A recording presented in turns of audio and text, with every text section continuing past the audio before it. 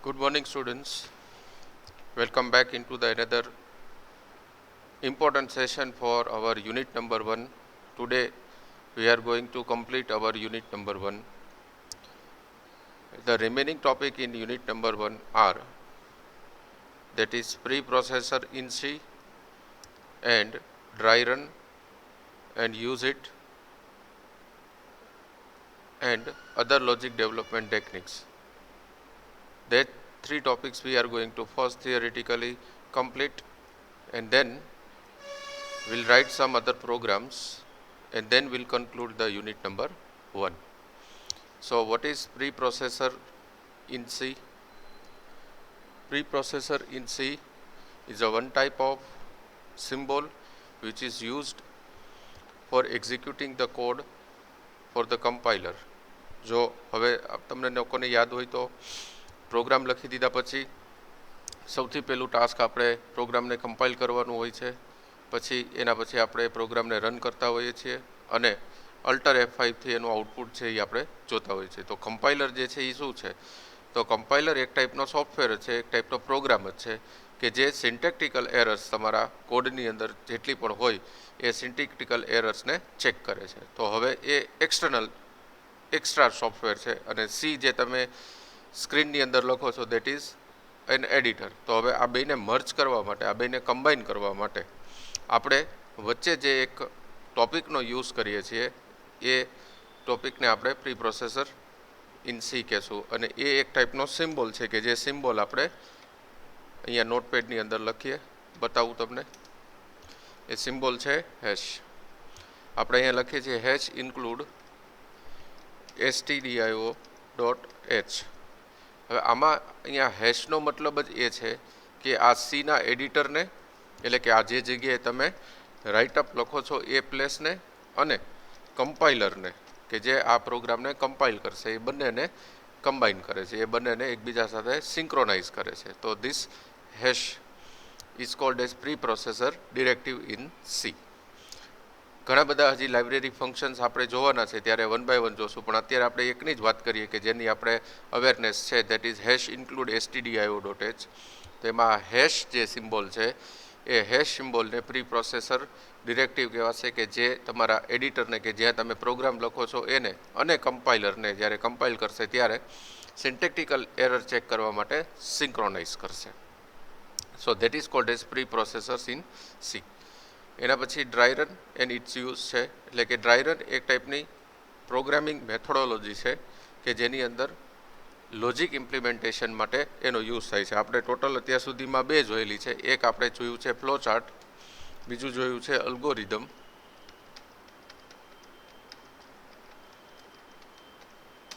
અને હવે થર્ડ જે છે એ થર્ડ આપણે આપણા ધ્યાનમાં રાખવાનું રહેશે, એનું નામ છે dry run.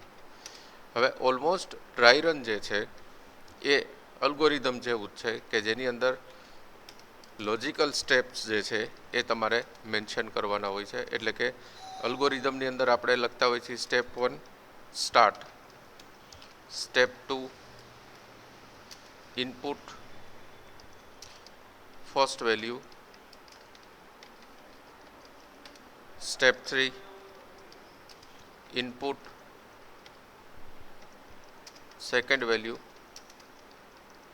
step 4 c equals to a plus b, એટલે કે ઇનપુટ ફર્સ્ટ વેલ્યુ અને સેકન્ડ વેલ્યુનું addition. Step 4, then step 5 print c, અને સ્ટેપ 6 એન્ડ અથવા તો એક્ઝિટ. તો આ બે નંબરના એડિશન માટેનો અલ્ગોરિધમ લખ્યો છે. હવે આમાં તમે એની વેલ્યુ સપોઝ કે 1 લ્યો છો, બીની વેલ્યુ તમે 2 લ્યો છો, તો સી આપણને કેટલો મળશે 3. તો આ જે વેલ્યુઝ લીધેલી છે પર્ટિક્યુલર ઇન્ફોર્મેશન માટે, એટલે કે ફર્સ્ટ વેલ્યુ મારી એ 1 છે, સેકન્ડ વેલ્યુ મારી બી 2 છે, તો મારો થર્ડ આઉટપુટ વેરિયેબલ સી કેટલો મળે છે મને 3. તો આજે મેં 1, 2 અને 3 લીધેલી છે એ વેલ્યુઝને જે ટેબલના ફોર્મેટની અંદર રિપ્રેઝેન્ટ કરવામાં આવે છે that is called as what? Dry run table. તો ડ્રાય રન ટેબલનો આ યુઝ છે.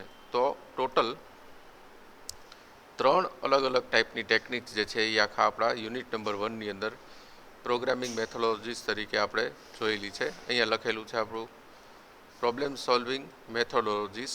તો આ જે પ્રોબ્લેમ સોલ્વિંગ મેથોડોલોજીસ છે એ આપણા સામે ટોટલ 3 આવેલી છે. એક છે ફ્લોચાર્ટ, બીજી છે અલ્ગોરિધમ અને ત્રીજી છે dry run.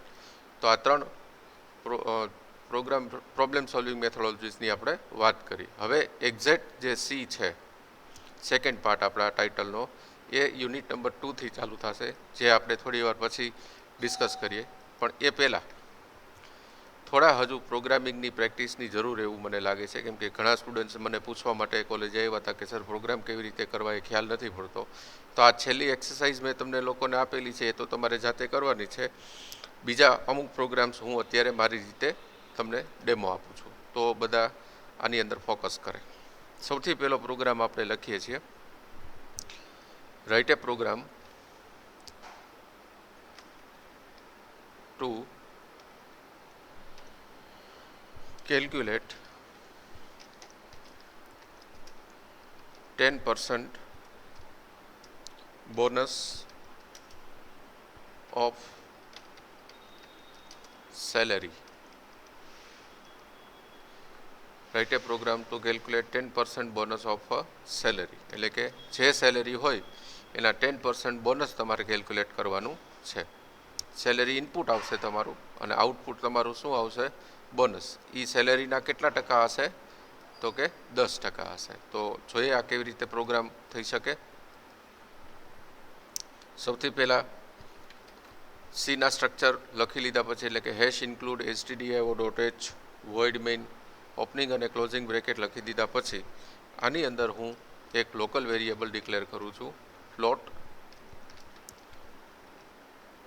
Bonus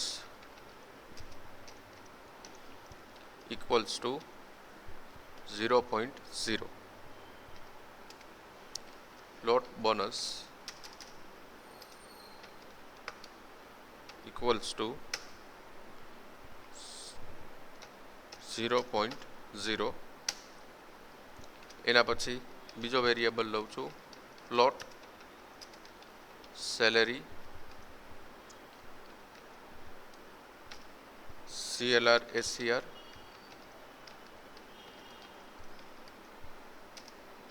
printf enter salary scanf %d n% salary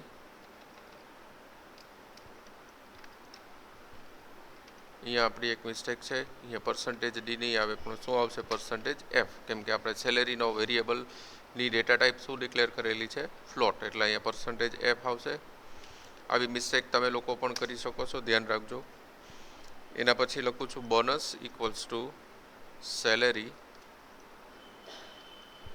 multiply by 0.10 semicolon. 10% આપણે ગણવાની છે, એટલે અહીંયા 0.10 આપણે મલ્ટીપ્લાય કરીએ છીએ. એના પછી printf bonus of rupees,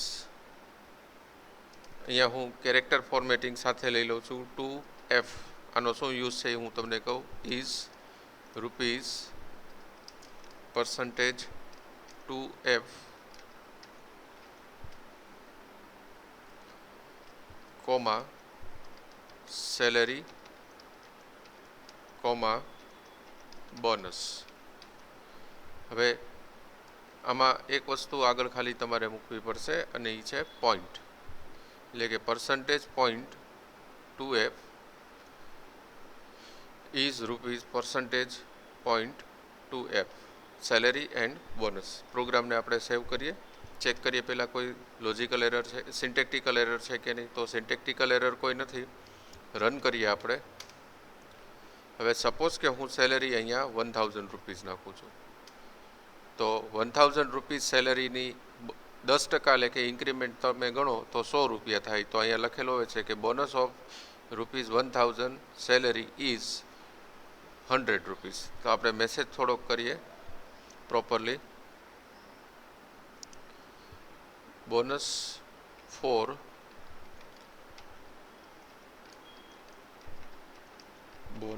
four salary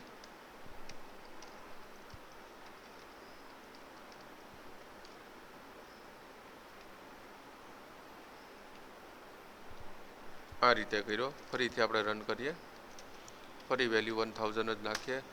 તો લખેલું છે બોનસ ફોર સેલેરી ₹1000 ઇઝ 100. તો આ પ્રોપરલી દેખાય છે કે 1000 રૂપિયાની સેલરી માટે 10% લેખે એનું બોનસ કેટલા રૂપીસ થાય છે? ₹100. હવે આપણે બીજી કોઈ વેલ્યુ ઇનપુટ કરીને જોઈ લઈએ. સે ફોર એક્ઝામ્પલ કે ₹5000 હું સેલેરી નાખું છું, તો 10% લેખે એનું બોનસ કેટલું થવું જોઈએ? ₹500. તો એ આપણને બતાવે છે. તો હવે આ પ્રોગ્રામને આપણે પ્રોપરલી નોટપેડની અંદર જોઈએ તો વધારે આઈડિયા આવશે.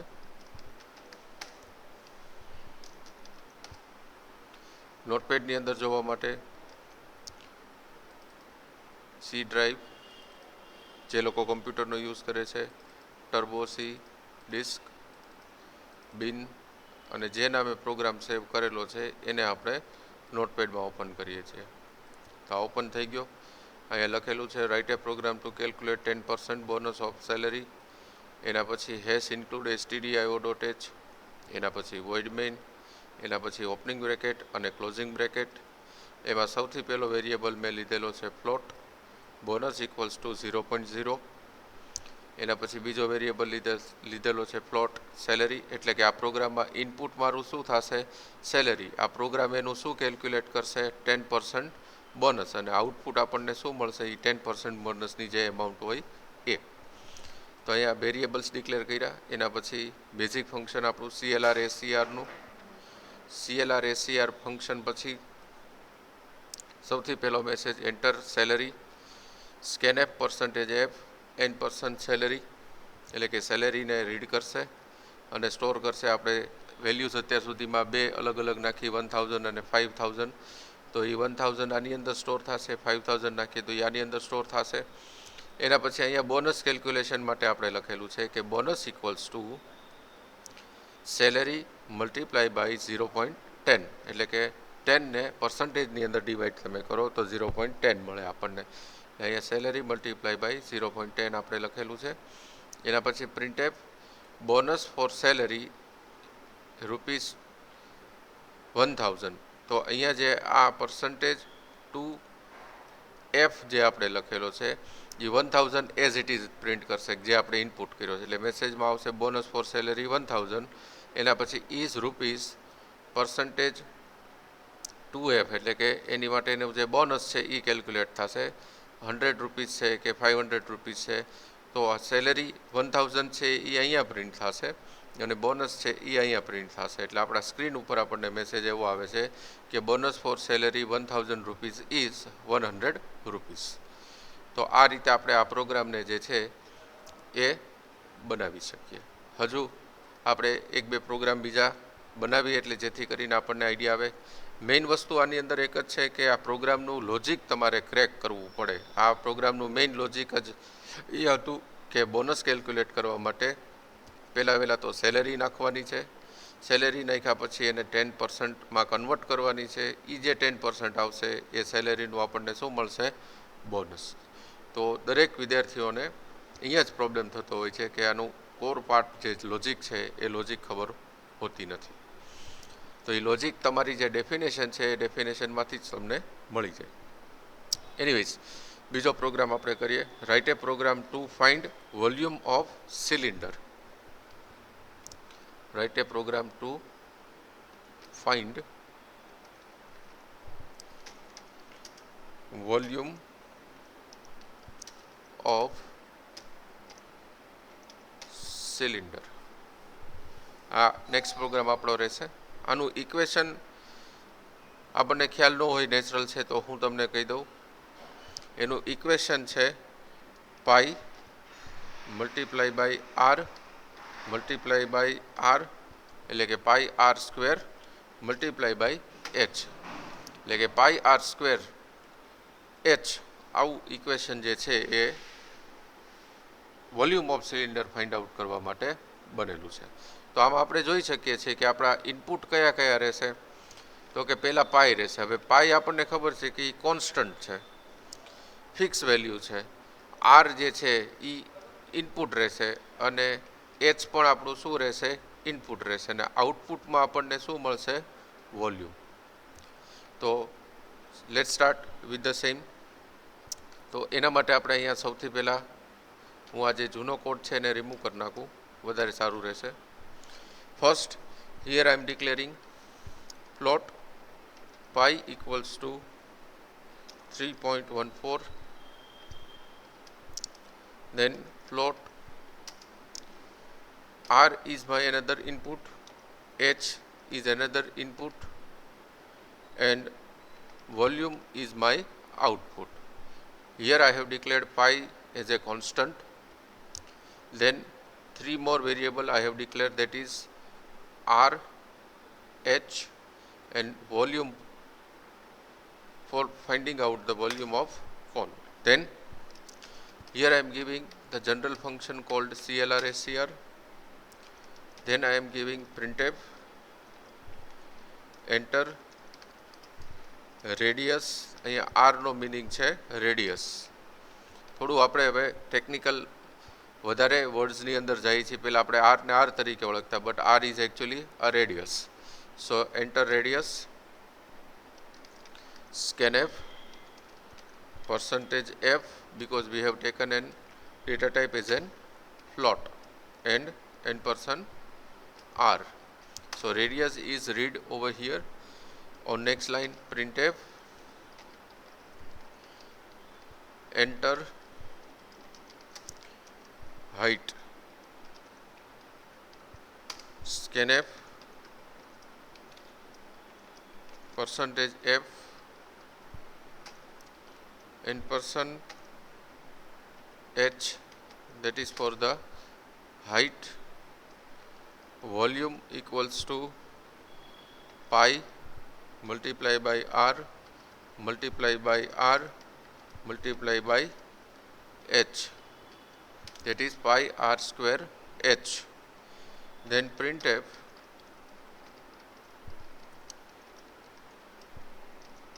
volume is equals to %2f. Don't forget to add dot, that is %.2f, comma VOL એટલે કે વોલ્યુમ.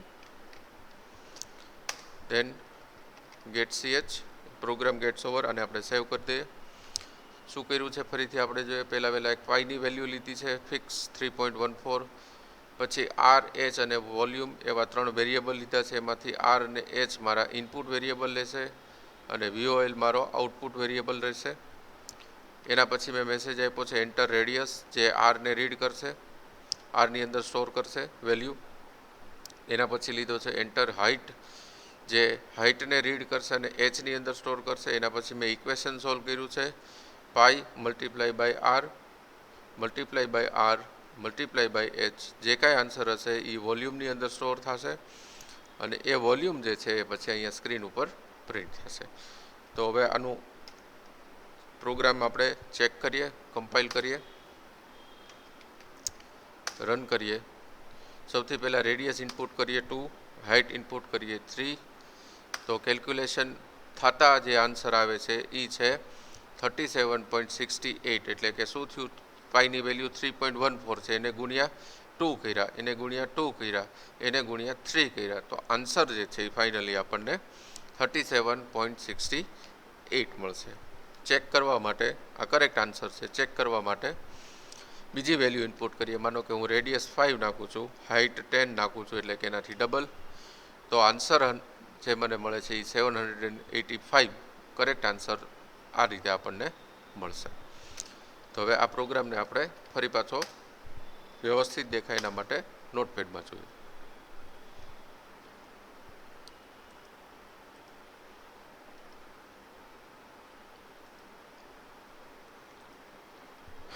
આ રીતે આ પ્રોગ્રામ ડિઝાઇન થયેલો છે આખો.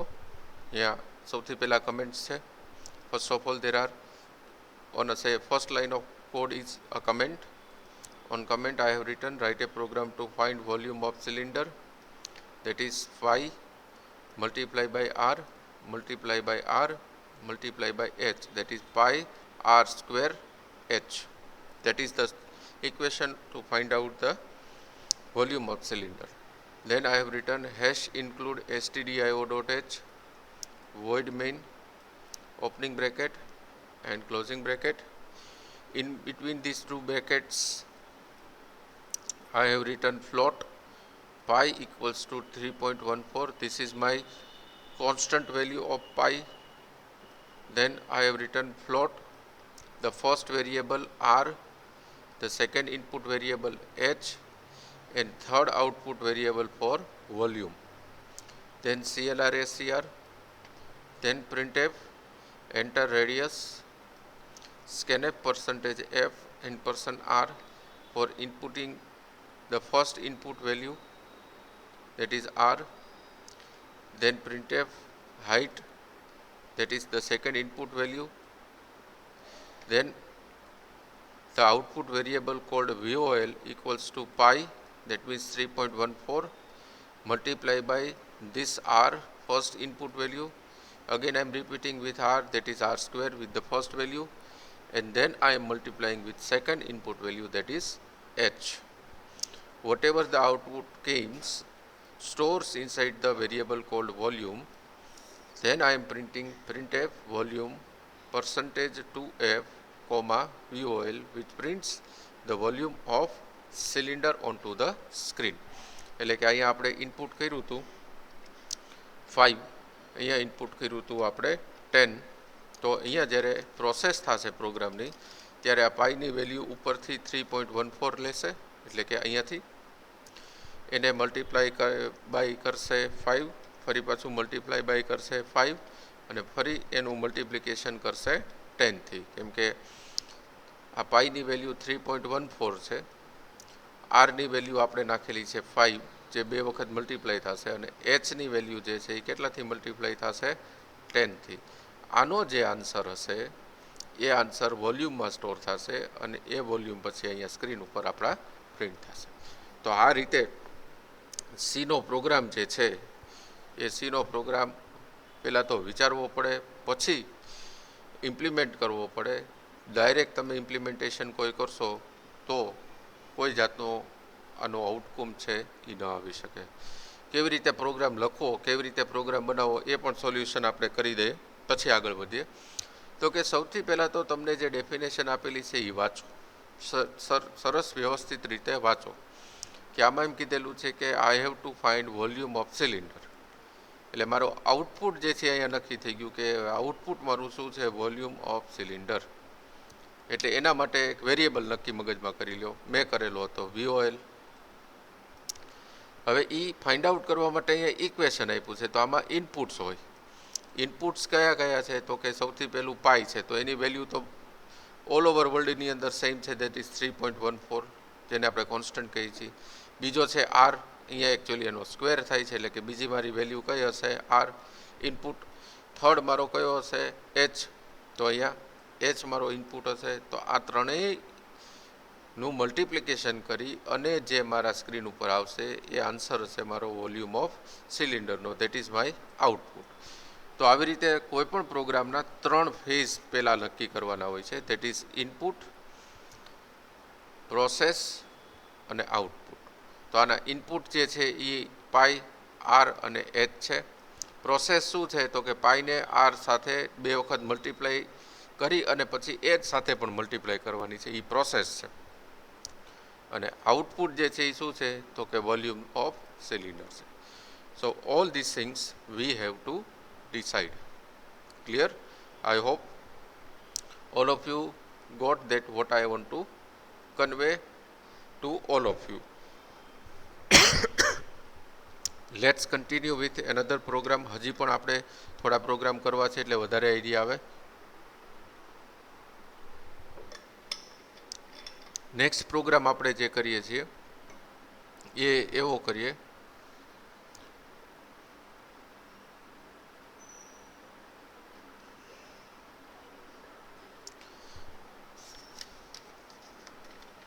write a program to calculate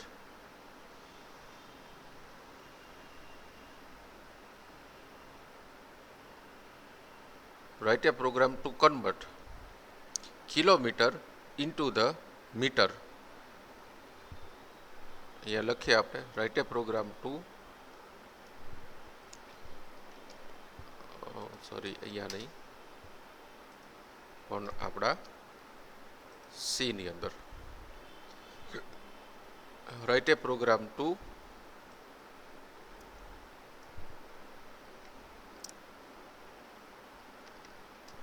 convert kilometer into the meter. એટલે કે હવે અહીંયા આપણે નક્કી કરીએ તો આનું ઇનપુટ આઉટપુટ શું થશે તો કે કન્વર્ટ કરવાનું છે કોને કિલોમીટરને. એટલે આપણું ઇનપુટ શું થશે કિલોમીટર થશે. કેમાં કન્વર્ટ કરવાનું છે તો કે મીટરમાં. તો મીટર આપણું શું થશે આઉટપુટ થશે. So kilometre is input and metre is the output. So let's see how can we design this particular code. So for that, first here I am declaring one variable called kilometer and meter. These are the two input variables, kilometer and meter. Then CLR SCR printf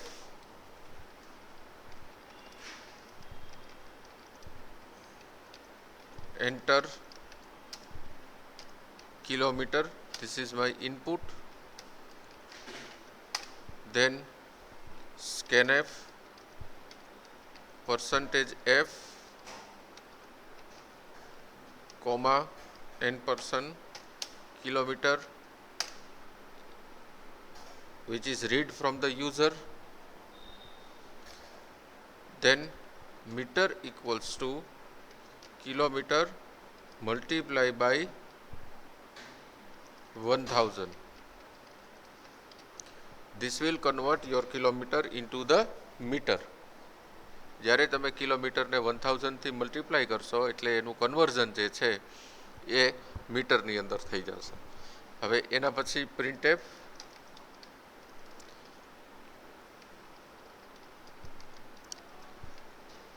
metre equals to percentage 10.2f 10.2f comma meter.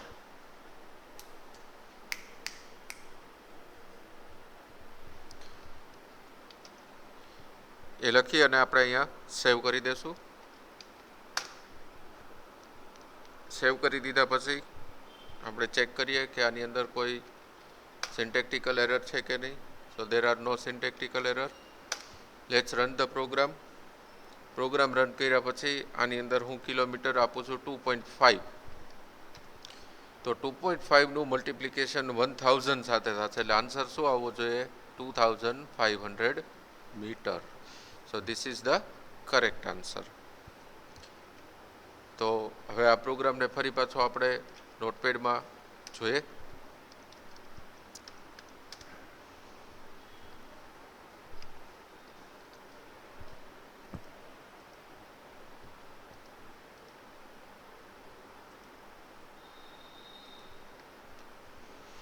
નોટપેડમાં programme ખુલી ગયો છે. એ લખેલું છે write a program to convert kilometer into the metre.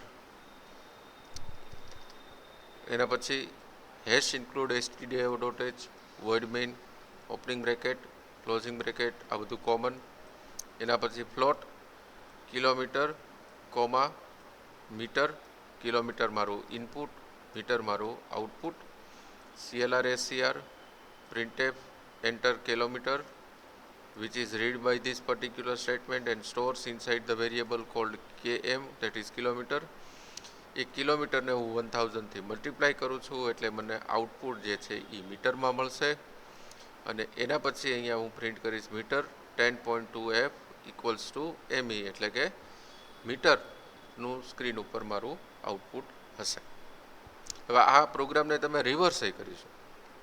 Reverse એટલે કેવી રીતે reverse કરી શકો? માનો કે આ ડેફિનેશન છે એને હું બીજી રીતે તમને આપું તો આવી રીતે આપી શકું. Right a program to convert metre into the kilometre. તો આની અંદર ઇનપુટ આઉટપુટ ખાલી ચેન્જ થશે. અહીંયા ઇનપુટ આઉટપુટમાં ચેન્જ શું થશે? સૌથી પહેલાં એ ઇનપુટ જે આપણે કિલોમીટરમાં કર્યું છે એ કેમાં કરવાનું થશે? મીટરમાં. તો અહીંયા આપણે રીડ શું કરવાનું થશે? મીટર. રાઈટ. મીટરમાં રીડ કર્યા પછી અહીંયા મીટરને 1000થી આપણે મલ્ટીપ્લાય કર્યા હતા એની જગ્યાએ એને તમારે 1000થી ડિવાઈડ કરવાના થશે અને જે તમને આન્સર મળશે એ કેમાં મળશે? કિલોમીટરમાં મળશે.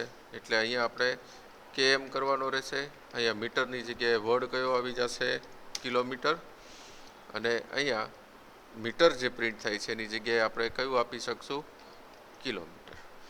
તો આવી રીતે આ પ્રોગ્રામનું વન સાઈડ આપણે બનાવ્યું હતું અને આ રીતે તમે સેકન્ડ સાઈડ પણ ડિઝાઇન કરી શકો છો. આવા હજારો પ્રોગ્રામ તમે જાતે વિચારીને પણ કરી શકો છો. હું 2-3ના એક્ઝામ્પલ આપું કે કિલોમીટરમાંથી ફીટમાં કન્વર્ટ થઈ શકે, કિલોમીટરમાંથી ઇન્ચીસમાં કન્વર્ટ થઈ શકે, કિલોમીટરમાંથી સેન્ટીમીટરમાં કન્વર્ટ થઈ શકે. રિવર્સ કરીએ તો કે સેન્ટીમીટરમાંથી કિલોમીટરમાં કન્વર્ટ થઈ શકે, ઇંચમાંથી કિલોમીટરમાં કન્વર્ટ થઈ શકે, ફીટમાંથી કિલોમીટરમાં કન્વર્ટ થઈ શકે, મીટરમાંથી કિલોમીટરમાં કન્વર્ટ થઈ શકે, જે આપણે અત્યારે તમારી સ્ક્રીન ઉપર પ્રોગ્રામ ડિસ્પ્લે થાય છે. આવા ઘણા બધા પ્રોગ્રામ્સ તમે બનાવી શકો છો. તો આઈ હોપ કે આ વસ્તુ તમને લોકોને આઈડિયા આવી હશે કે જે હું કહેવા માગું છું. હવે અહીંયા આપણે આપણું યુનિટ નંબર 1 જે છે that is introduction to C language, એના બધા ટોપિક્સ અને introduction of logic development tool અને એના આ બધા ટોપિક્સ અહીંયા પૂરા થાય છે. એટલે કે આ unit number 1 is completed over here.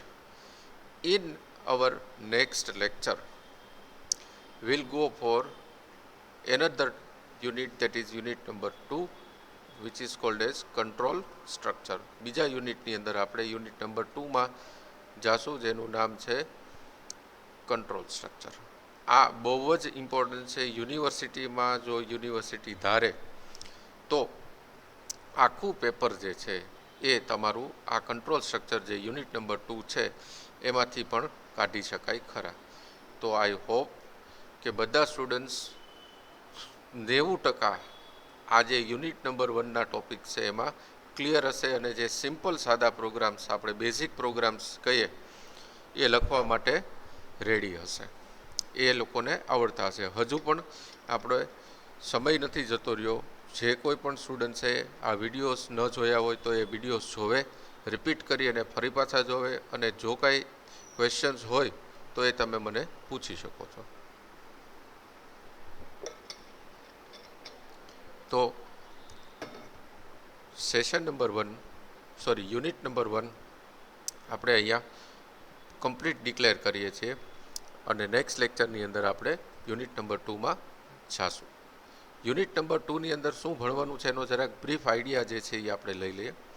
તો કે યુનિટ નંબર 2માં સૌથી પહેલાં તો કંટ્રોલ સ્ટ્રક્ચર જે છે એ આપણે સ્ટડી કરવાનું છે. એટલે કે અહીંયાથી આપણે સ્ટાર્ટ કરશું. કંટ્રોલ સ્ટ્રક્ચરની અંદર ટોપિક્સ છે.